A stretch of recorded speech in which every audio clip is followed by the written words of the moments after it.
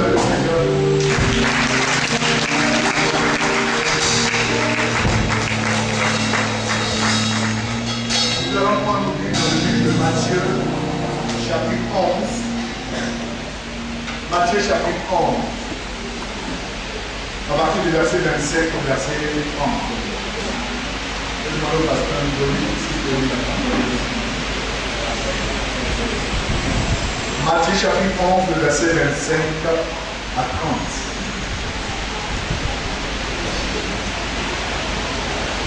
Matthieu chapitre 11, verset 25 à 30. En ce temps-là, Jésus prit la parole et dit, je te loue, Père, Seigneur du ciel. En ce temps-là, Jésus prit la parole et dit, je te loue, Père, Seigneur du ciel et de la terre, de ce que tu as caché ces choses aux sages et aux intelligents, et de ce que tu les as révélées aux enfants. Oui, Père, je te loue de ce que tu l'as voulu ainsi. Toutes choses m'ont été données par mon Père, et personne ne connaît le Fils si ce n'est le Père. Personne non plus ne connaît le Père si ce n'est le Fils, et celui à qui le Fils de le révéler. Venez à moi, vous tous qui êtes fatigués et chargés, et je vous donnerai du repos. Prenez mon joug sur vous et recevez mes instructions, car je suis doux et humble de cœur, et vous trouverez du repos pour vos âmes. Verset 11. Car mon joug est doux et mon fardeau léger. Amen. On va acclamer la parole de Dieu. Ici, c'est Jésus-Christ qui parle. Amen. Jésus parle à des personnes qui sont sages dans ce monde, qui pensent être sages, qui pensent être intelligents. Et ce qui attire mon attention, c'est le verset 28. Il dit, ces sages-là ne peuvent pas comprendre qui est Jésus-Christ. Vous voyez, je vais vous dire une chose. On peut connaître la parole de Dieu, tous les versets bibliques.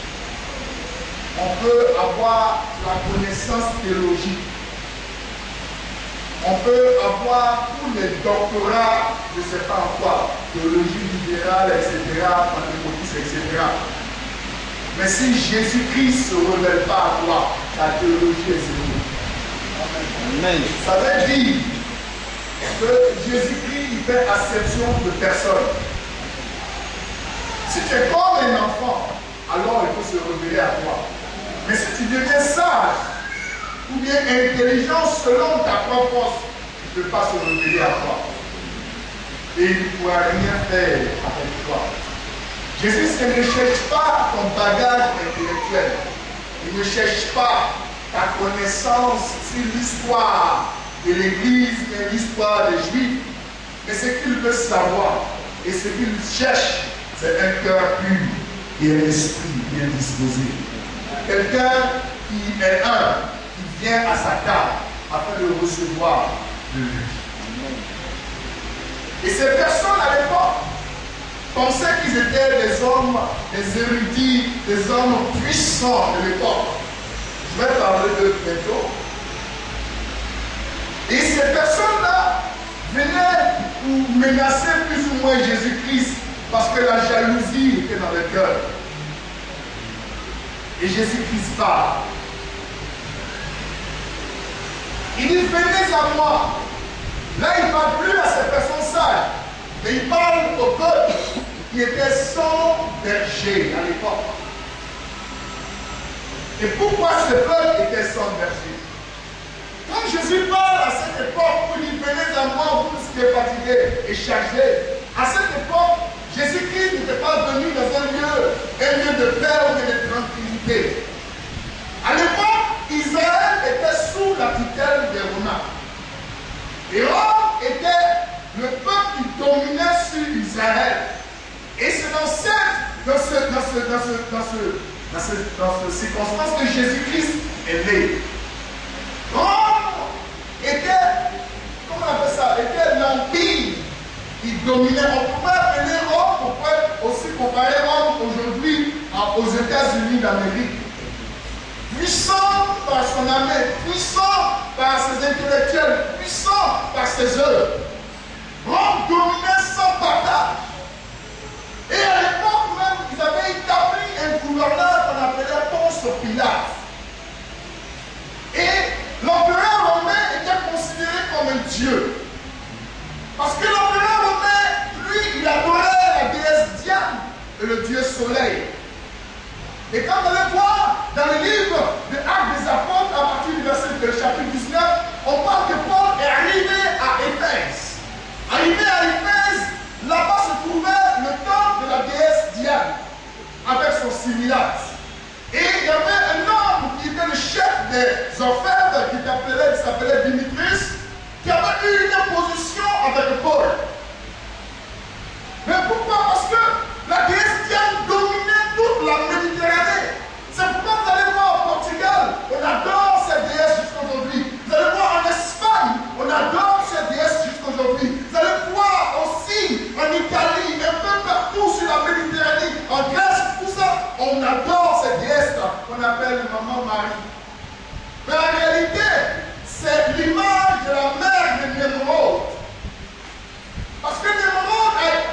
couché avec sa mère parce que sa mère était très belle et elle a fait un enfant. Et depuis ce jour, comme elle a été très belle, les gens ont fait une effigie de cette dame. Et c'est cette dame qu'on couronne aujourd'hui. Elle change de nom selon les régions et selon les peuples. On appelle la déesse bleue, la déesse noire, la déesse jaune, etc., etc. Ce qui est sûr, ça rapporte un très grand gain pour ces personnes qui font ces choses. Et Rome était le lieu où l'adoration de ces choses était poussée. Et le Dieu soleil, aujourd'hui qui est le Saint-Sacrement, était l'un des dieux avec la déesse Diane qui était adoré à cette époque. Et c'est dans ce brouhaha, dans ce chaos que Jésus-Christ vient. Frère, je vais vous dire une chose. Il ne faut pas penser que quand tu es dans le Seigneur, qu'il n'y aura pas de catastrophes. Il ne faut pas penser que dans le Seigneur, les traditions ou bien le fétichisme ne va pas grandir. Ce n'est pas parce que tu es dans le Seigneur que les choses ne vont pas se faire. Au contraire, elles vont aller en s'empirant. Mais ce qui est sûr, toi tu as le Seigneur et tu as la paix. Pas la paix que le monde donne, mais la paix qui vient de Christ. Parce que Christ est le prince de la paix. Amen.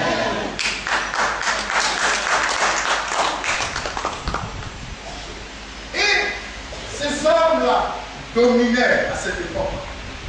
Mais malgré cela, mais en Israël aussi, il y avait un autre fardeau. Il y avait les religieux et les hommes politiques.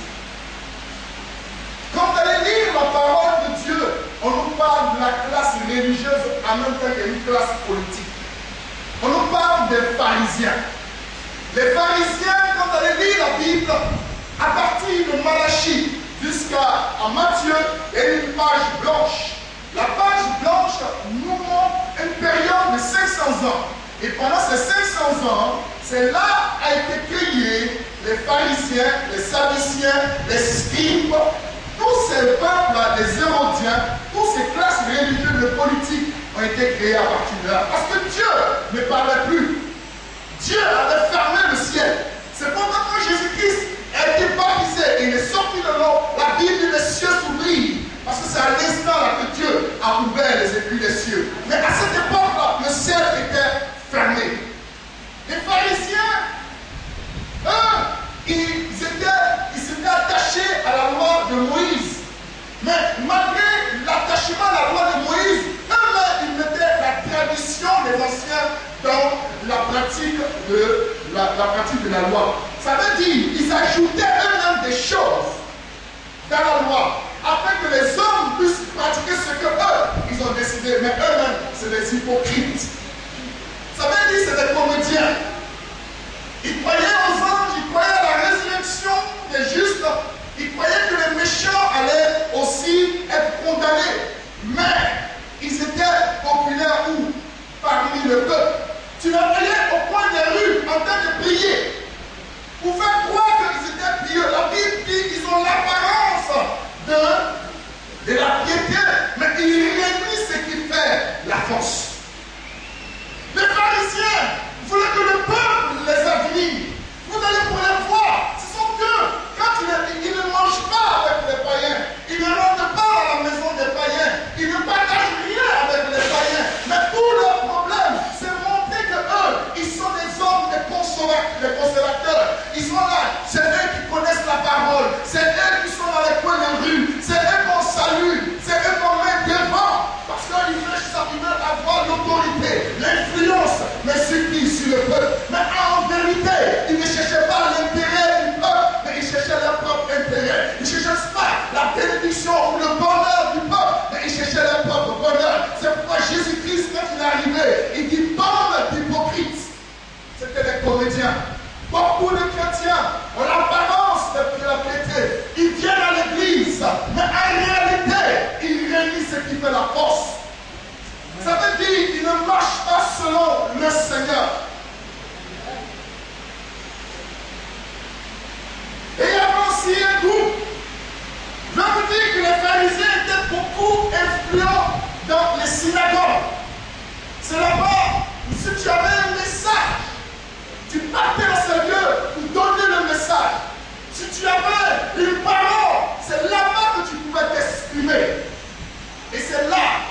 pharisiens étaient puissants et forts. Et il y avait un autre groupe qu'on appelle les Sadduciens. Les Sadduciens ne croyaient pas à la résurrection. Ils ne croyaient pas qu'il y avait une autre vie après la mort.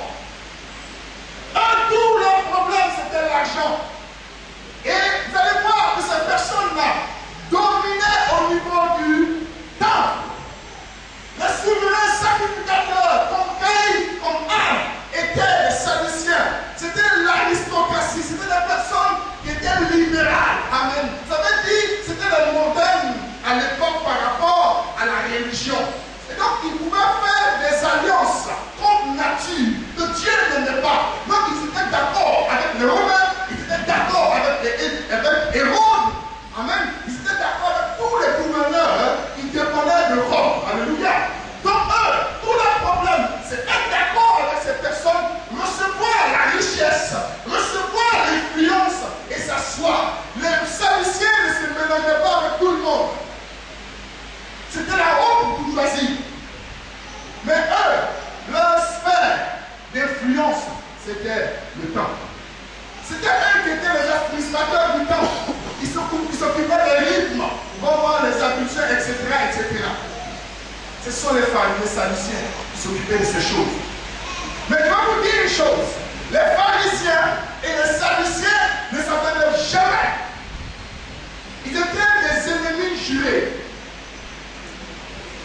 Parce que les pharisiens disaient que les sadduciens, c'était des gens corrompus. Mais en réalité, eux-mêmes aussi, ils étaient corrompus. Il y avait aussi, à cette époque, les Hérodiens. Les Hérodiens, c'est le parti des Hérodes.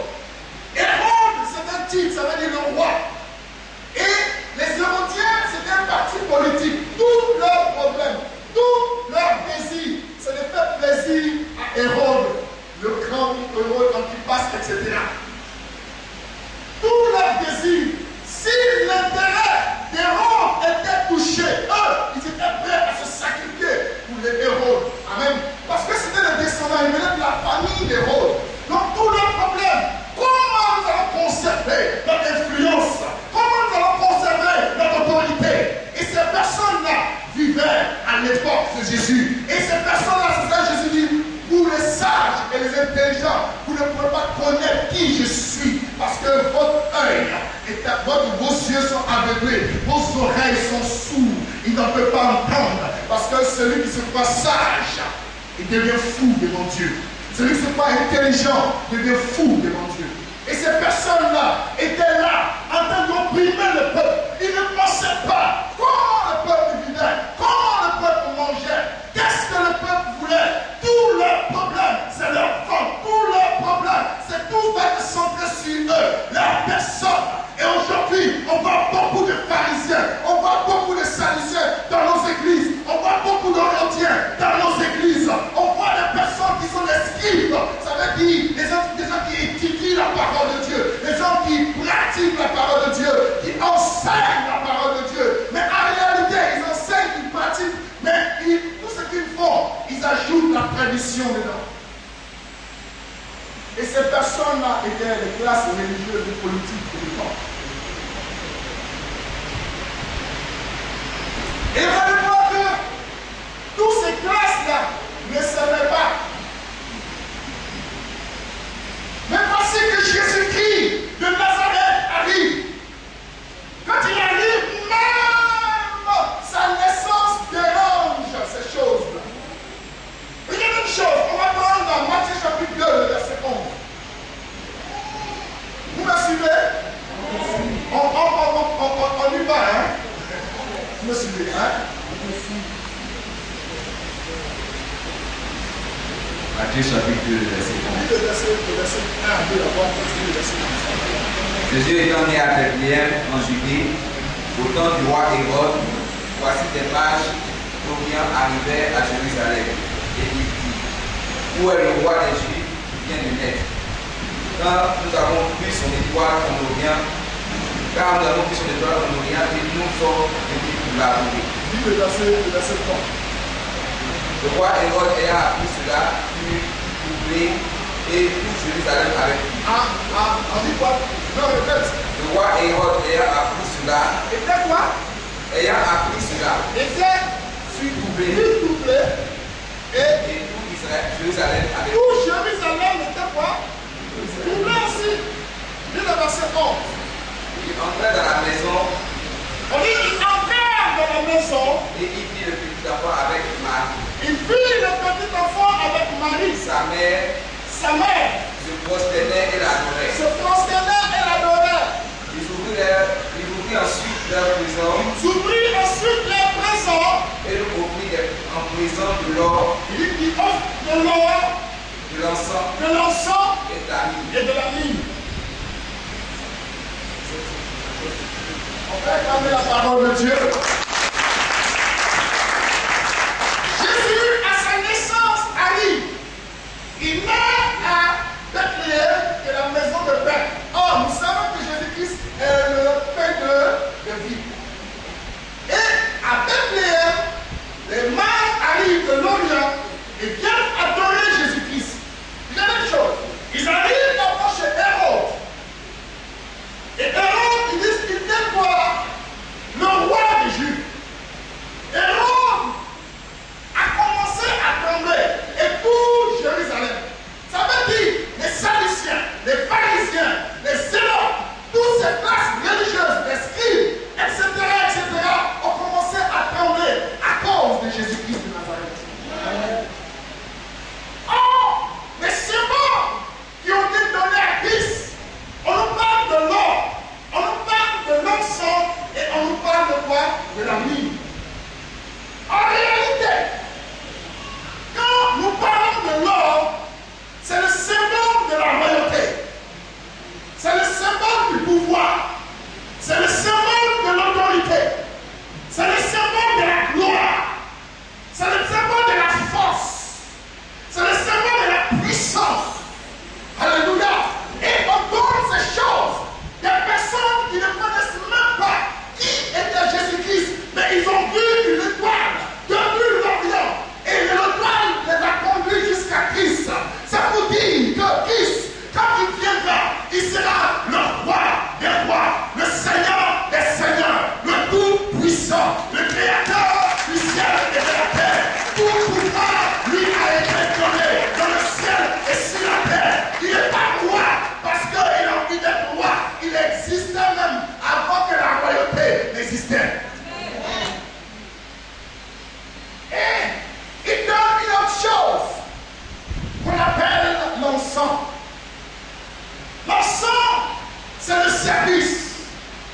L'encens qui est une couleur blanche nous parle de l'honnêteté, de la pureté. Et Jésus-Christ, la Bible dit, Jean le Baptiste a vu Christ. Il dit, voici l'agneau de Dieu qui ôte le péché du monde. Or, quand nous lisons dans le livre d'Exode, chapitre 12, la Bible dit, pour la Pâque, on devait prendre un animal pur, sans tache et ni rige. Or, si Christ était avec une tache, si Christ avait une rige, il ne pouvait pas être l'agneau de Dieu qui devait être sacrifié afin que l'humanité soit sauvée.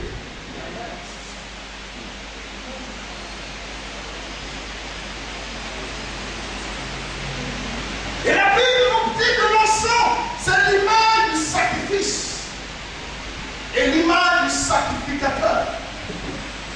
Les Sadduciens, je te dis, ils étaient des hommes qui avaient pour influence le temple. Or, c'est au temple que Dieu, la présence de Dieu résidait. Il y avait, le temple était formé de 3 parties, le parvis, le lieu saint et le lieu très saint. Et le souverain sacrificateur entrait chaque année, 2 fois dans le même jour,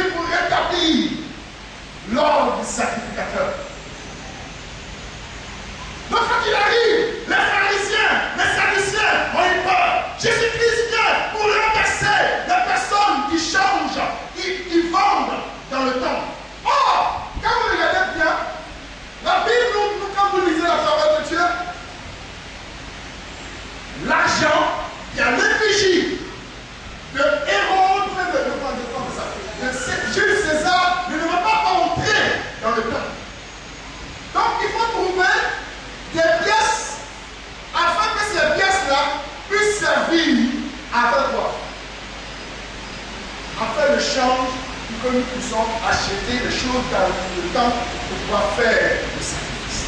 Mais il y a une chose, toutes ces choses qui étaient là, tous ces business qui se passaient autour du temple, profitaient à qui? Profitaient à qui? Profitaient à qui? Aux serviciens. Donc les serviciens, tous leurs problèmes, c'était quoi? D'avoir de l'argent et des biens. Tout leur problème, c'est de gagner de l'argent. C'est pourquoi ils étaient prêts à corrompre leur ministère de sacrificateur pour avoir de l'argent.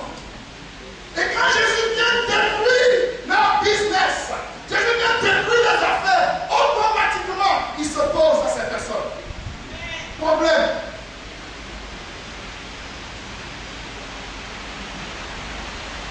Il s'oppose à ces personnes. Et il y a une chose, c'est veut dire que Jésus-Christ, quand il est venu aussi, quand les marches sont arrivées, ils lui ont donné la mine. La mine, c'est l'élément qu'on prenait pour embaumer les corps. Or, les corps, ce sont des personnes qui sont mortes. Et voici que, quand Jésus-Christ, avant d'entrer à Jérusalem, il dit Jérusalem qui tue ses prophètes. Or, beaucoup de prophètes ont été tués par les Juifs. Or, Jésus-Christ est le prophète. La dame a dit dans le livre de Jean chapitre 4 que voici celui-là, sûrement, il était un prophète.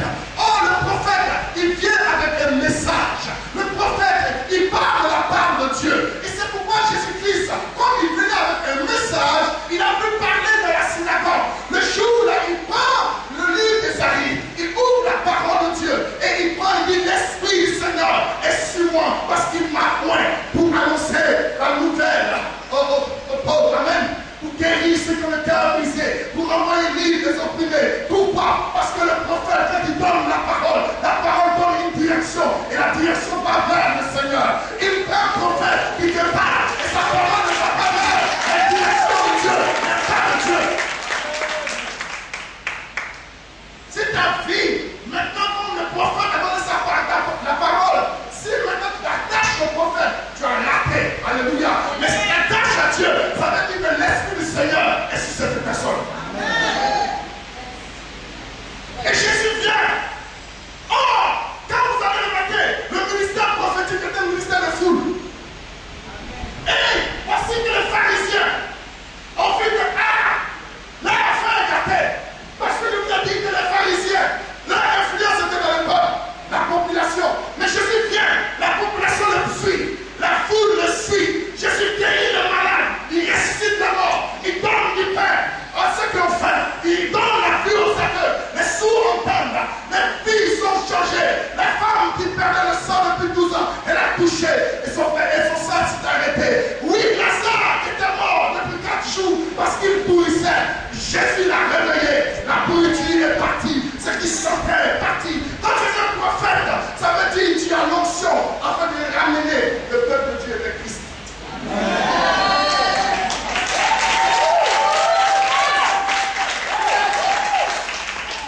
Christ arrive, c'est pourquoi les mages qui ne connaissaient pas l'histoire des Juifs ont reçu de la part du Seigneur cette révélation qu'il y a un roi qui est différent des autres rois.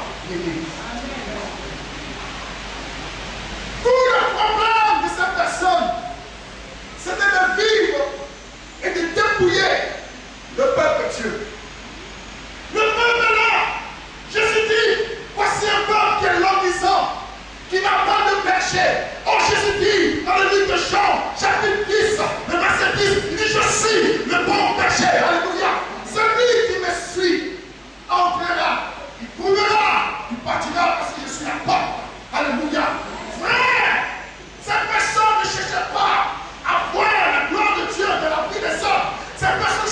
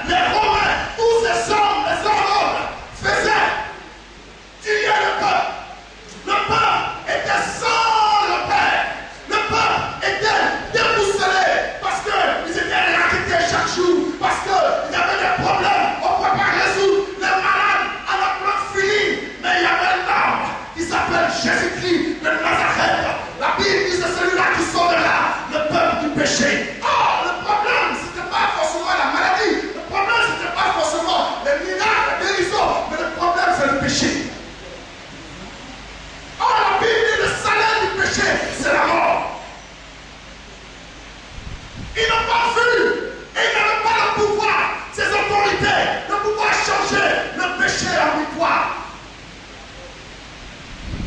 Le péché ne pouvait pas être ôté. Eux-mêmes, ils étaient remplis de démons. Eux-mêmes, ils étaient possédés. Il y avait un groupe qu'on appelait les Esséniens. Et ils disent que non, eux, ils se mettent à part. Ceux qui vont créer le monastère. Tu te mets à part. Comment tu pourras parler du Seigneur? Les Éphésiens, les pharisiens, ils se donnent l'idée, ils marchent avec les païens. Comment entendront-ils parler de Jésus-Christ? Les Sadduciens, tout leur problème, c'est l'argent.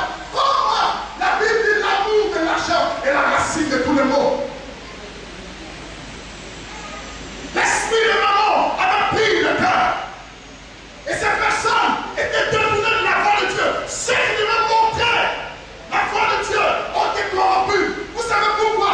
Le jour où le peuple d'Israël a demandé à Dieu d'avoir un roi, automatiquement, les sacrificatures, le ministère prophétique et le ministère royal ont été divisés. Or, Dieu veut, en une personne, à l'époque, dans l'Ancien Testament, Melchisedec avait les trois onctions. Moïse avait les trois onctions. Samuel avait les trois onctions.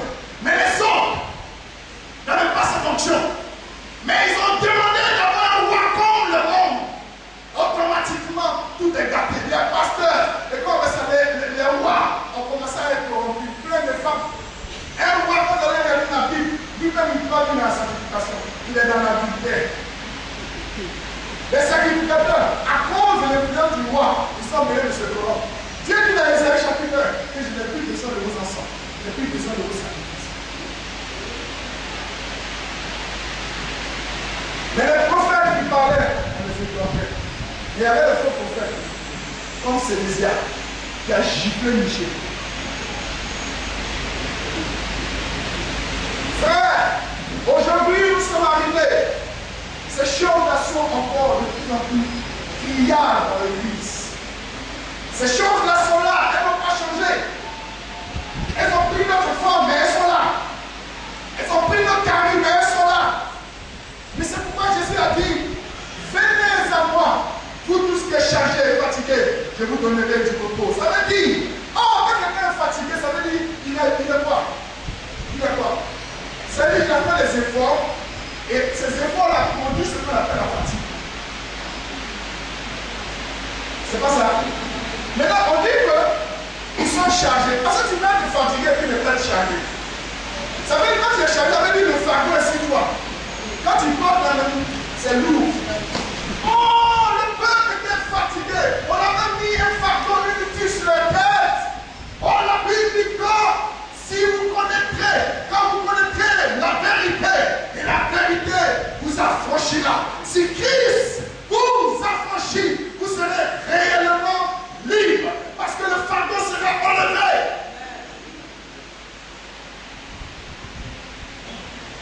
Un serviteur de Dieu, un roi de Dieu, qui vient chez toi et qui ne parle pas de Christ, n'est pas de Dieu. Qui ne montre pas Christ, n'est pas de Dieu. Parce que Christ est le seul chemin. Il est la seule vérité.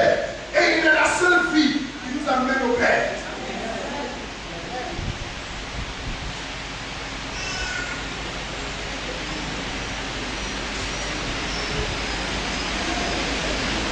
Les gens sont fatigués.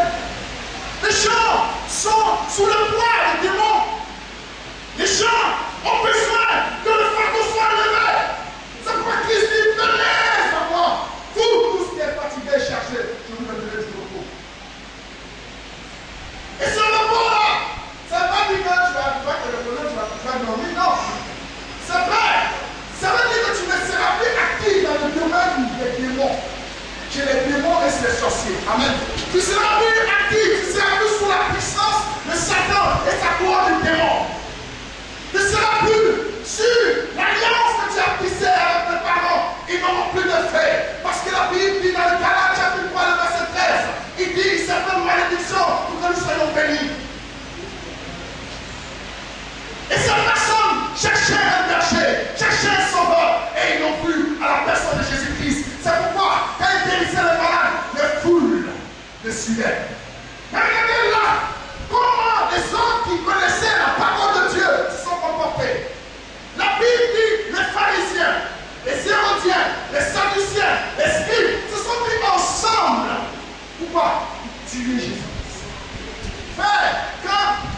vie de Dieu est en toi. Tous les sorciers du monde, même si ce n'est pas, moi c'est même ensemble à côté de toi. Mais je déclare ce matin, parce que tu as Christ, tu as une protection divine. Le ciel parle pour toi, la terre parlera pour toi, les hommes parleront pour toi.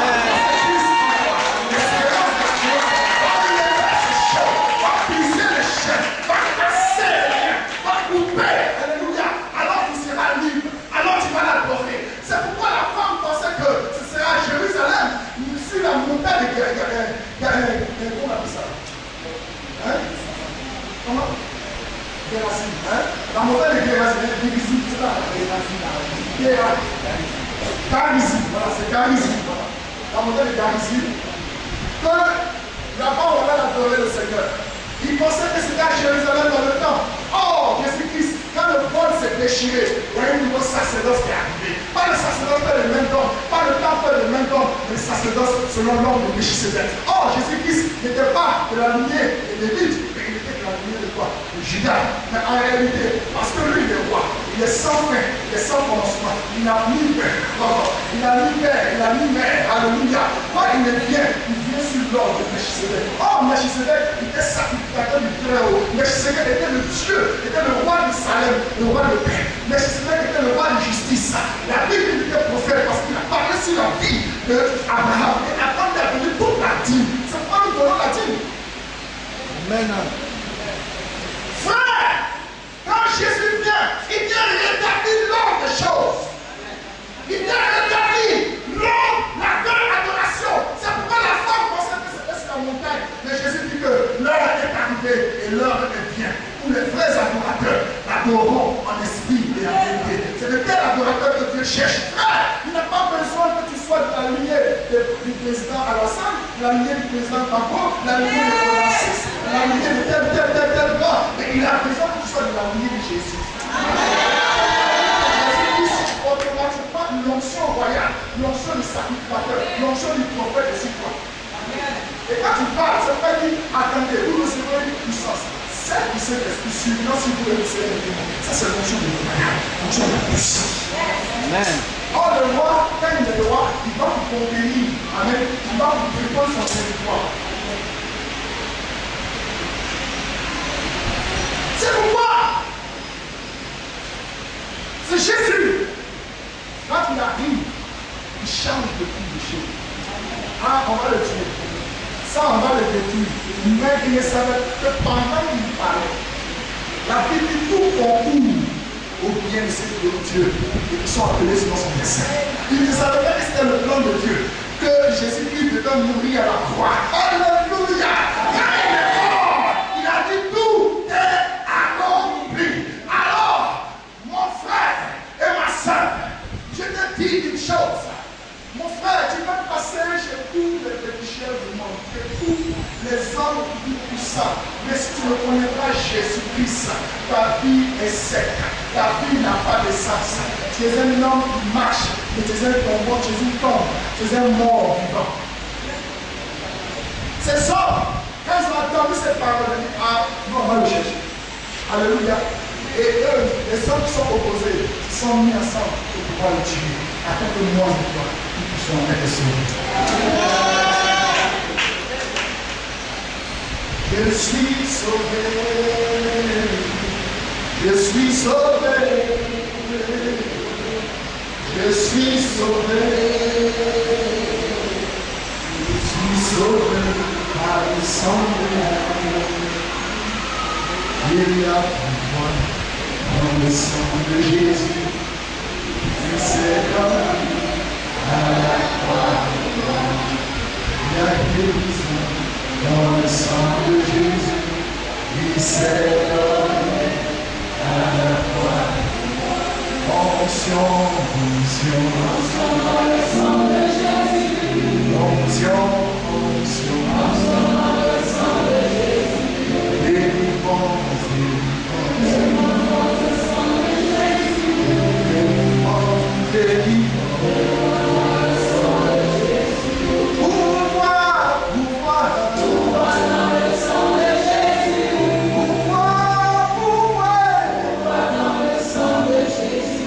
Élévation, élévation.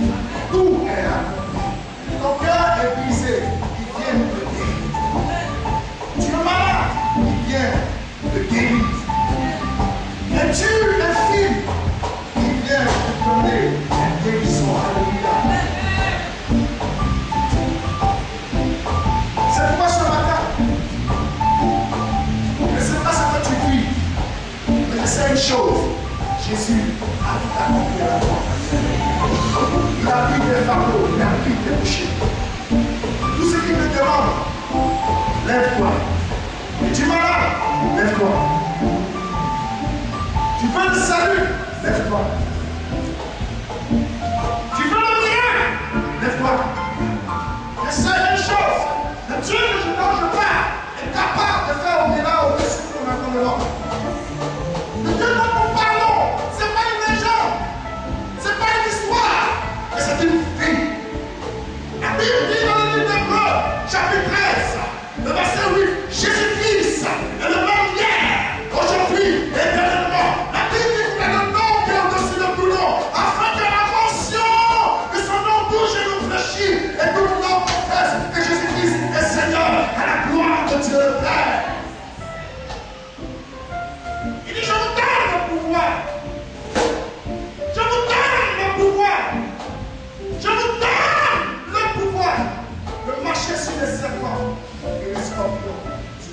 puissance de Dieu. Si on va là, attention les sacs, attention les prophètes. Alléluia. On le